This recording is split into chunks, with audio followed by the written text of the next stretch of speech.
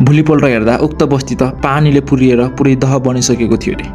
ती जोगी बाबाले बाँच्न पाएकोले रिसाएर आफूले साथमा ल्याएको चिन्नो अर्थात् कमण्डलको पानी पोखी बस्तीलाई जलमग्न बनाएका थिए रे।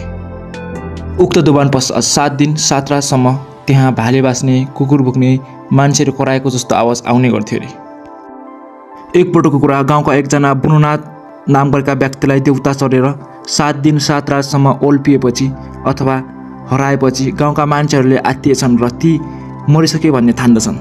तर अचम्म 7 दिन 7 रातको समयपछि उनी दह भएर जोगी बाबाको भेषमा आउँछन् अनि बास माग्ने कोही नभई कैलुबरा नामको देउता भएको र यो सबै उनले नै बनाएको जानकारी गराउँछन्। तिनी बुनुनाथ मार्फत कैलुबराले भनेछन्, मलाई एउटा सानो झुपडी जस्तो मन्दिर निर्माण गरी ध्वजा बानी मौलो गाडी मेरो पूजा गर्नु, तर मलाई कुनै विशेष प्रकारको खसी, बोका वा राँगोको बलि दिनु पर्दैन। सामान्य भेडा, कुपिण्डो, कुखुरा बलि दिए